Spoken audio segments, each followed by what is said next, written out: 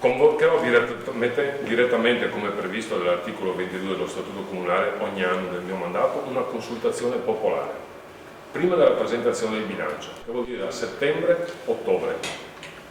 Voglio che i cittadini esprimano il giudizio sui grandi temi della città. I padovani potranno giudicare l'operato del sindaco attraverso le consultazioni popolari. Sergio Giordani promette un filo diretto con i cittadini se sarà sindaco. Ogni anno attraverso le consultazioni i padovani valuteranno i risultati, le proposte della giunta. Bisogna dimenticare Palazzo Moroni blindato e scelte come quella del plebiscito prese senza nemmeno chiedere il parere ai cittadini, spiega Giordani, una cosa mai fatta prima a Padova, dai costi contenuti assicura.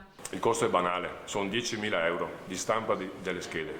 Il resto sarà fatto negli edifici pubblici, nelle palestre, non sarà dato assolutamente noia al sistema scolastico, non c'è nessun problema in questo, sarà coordinato dai funzionari del comune, sarà reso pubblico il risultato. Intanto, nelle scorse ore, Giordani ha incassato il sostegno di Manuel Bianzale e Carlo Pasqualetto, i due espulsi da Forza Italia che con le loro dimissioni a novembre avevano contribuito a far cadere Massimo Bitonci. Noi appoggiamo quello che riteniamo essere la persona più indicata per governare questa città dopo gli anni bui gestita voluti da Bitonci, che ha distrutto la città e che è caduto per la sua incapacità, mentre riteniamo che Giordani abbia quel curriculum personale, è un uomo vincente.